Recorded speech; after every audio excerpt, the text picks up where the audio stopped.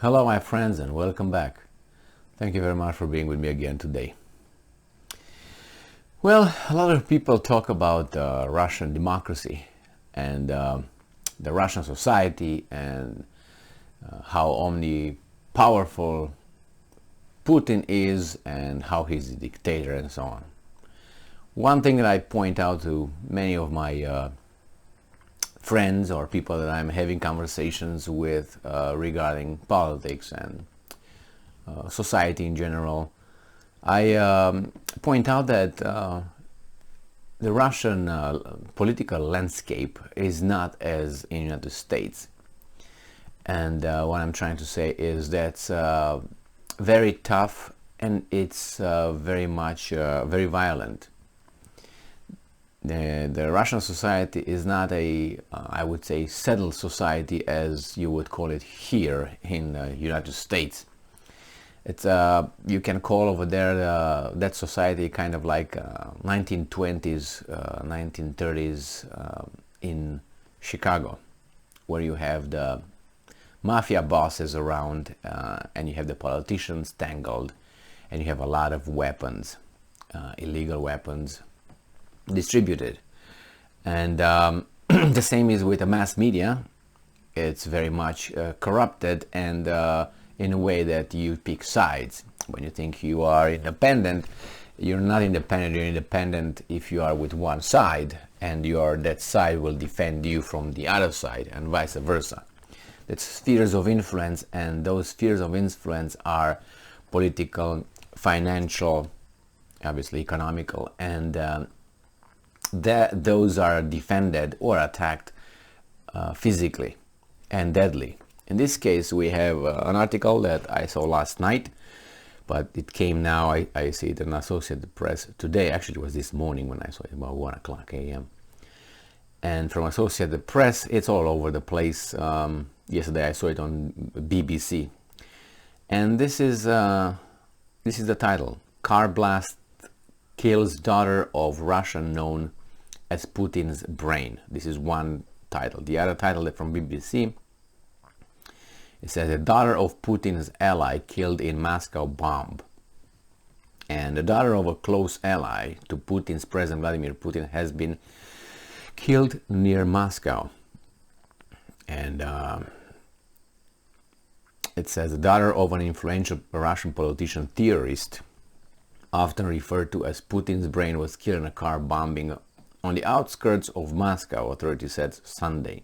The Moscow branch of the Russian Investigative Committee said preliminary information indicated a 29-year-old TV commentator, Daria Dugina, was killed by an explosive planted in the SUV she was driving Saturday night. There were no immediate claims of responsibility, but the bloodshed gave rise to suspicions that the intended target was her father, Alexander Dugin, a nationalist philosopher and writer. So as of now, we have target, and we can call it an intellectual. It doesn't matter if you have left, right, north, south, or center views, political views. He's a writer and a philosopher, and you might not agree with his views, but in any case, his daughter, who was a media person, as she was called propagandist in other articles that I saw here, and it says here that Dugin is a preeminent proponent of the Russian world concept. Russian world, if people do not know what that is, it's available, the concept, and it's a spiritual and political ideology that emphasizes traditional values, restoration of Russia's power, and the unity of all ethnic Russians throughout the world. I don't see that as an extremist view. I see that as a desire to have your culture, your people, your nation together and defend it. Because it is traditional values. What's wrong with that? They want to change that nowadays. Restoration of Russia's power. Do you want to be weak? Who wants to be weak? You? Okay, stay weak. I don't want to be weak. I want to be strong.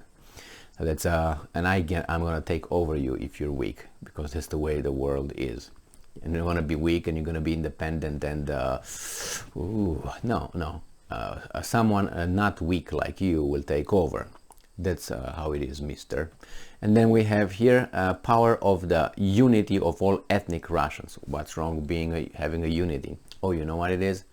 I think because it's not the word diversity over there, and the word inclusion, and the word equity, which here in the United States are considered our strength. That's the problem with this guy. And he's a nationalist. He loves his nation, which if you don't, you are not, you know what I mean. If you don't love your nation, then let me love my nation. And you're gonna criticize me for loving my nation?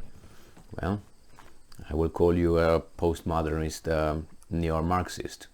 But even though those people have to love their little turf in order to keep it united, as this guy.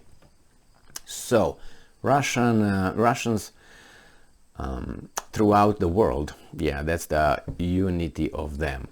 He is also a vehement supporter of the Russia sending of troops into Ukraine to defend his ethnic Russians. It makes sense. And he's a nationalist. So that's another word that the enemy of our people don't, you know what those are, right? The enemy of our people, and not only those, want us not to have in our heart, but they fight against actually some instincts that we acquired during our development and evolution.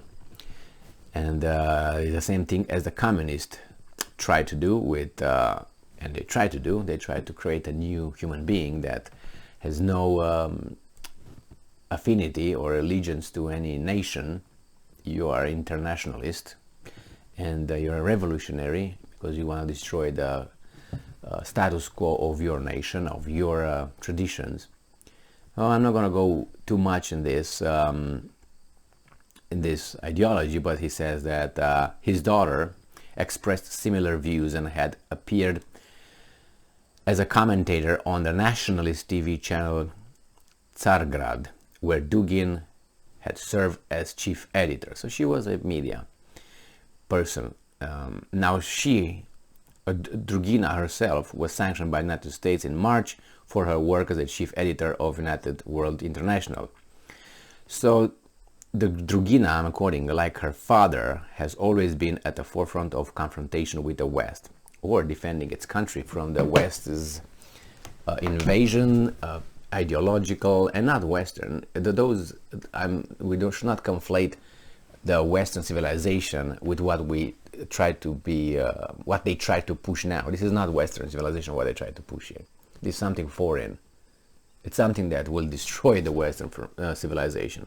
Now I have a few things to add regarding this Dugina. I would like to see the mass media around the world, crying about this and condemning the bombing of a media, of a person who works in the mass media, because after all is their little turf. And if that happened to Dugina, it might happen to them too. And then you see if a mediocre media person in the United States somehow breaks his leg, everybody's crying and sends sympathy kisses and cards. So it doesn't really matter of what inclinations you have in your ideologies. It's the idea that the person who should be allowed to have free speech and was a proponent of certain kind of ideas was killed in a bomb attack. Explosive. It was how it is. Now, who are the perpetrators? Who might be? As I said, if this would have happened to one of Putin's so-called critics, when you know exactly where the fingers would have been pointed. Not in their asses, but towards Putin. Not in there either. And so that's how it works. Now they scramble to find who did that, and they try to find out that maybe there's a organization who fights evil Putin. So they try to give it a slant, a nice slant to this, because they say, oh, it was something about evil. Everything that fights evil is good, because by default, Putin and his friends and the Russians nowadays are evil. The Ukrainians, they denied responsibility for this, and for good reason. Who could that be? Even if this person, Dugina, was a propagandist, as she's called, that's her right to do that, and it's your right to be able to, avoid shit that's thrown at you through knowledge. So if someone tells you that McDonald's makes healthy food and you go and eat it, don't blame that person who told you that, because you didn't dig further. Yeah, probably that person lied, as we know, and that's a bad person. But on the other hand, you're not going to plant a bomb to that person's car. If you do that, you're called terrorist, killer, what you should actually be called. Now, is that Putin who did it? They could spin it to say that Putin killed it because it's, fallout between the two guys or something. They can find whatever they want, but they're not propagandists. Could that be the Ukrainians? If she was speaking for war and against Ukraine, yeah, they could be over there. Could be an organized crime organization. Yeah, could be that too. But could be a liberal who opposes nationalism, who opposes traditions. Yeah, I think that's most likely, because I think she was killed not for her boobs or for her elbows or for her eyes. She was killed for her ideology. So for whatever she was saying on that TV. So you have to look at who disagreed with that, and you can discard the rest. And if you go like that, I can call this possibly a left-wing terrorist act, which is something that they're gonna look into. Obviously, they can find right now whomever they want, and they will punish whomever they want. Like United States after September 11, they were like a person blindfolded that was smacked. It's gonna smack whomever is around them or whomever they don't like when they take their blindfold out. The same here. The Russians will find who that person was or who those responsible were. I hope they do, and I hope they use the law and the justice system to punish them. But I don't see the media, I don't see anybody condemning this, and this is very weird. Very weird. But what do you expect? Weird from a superior, I would say, point of view, not from their point of view, because their point of view is bottom feeders, weasels. Thank you very much for being with me again today. Stay strong, stay smart, look for the truth, and be just.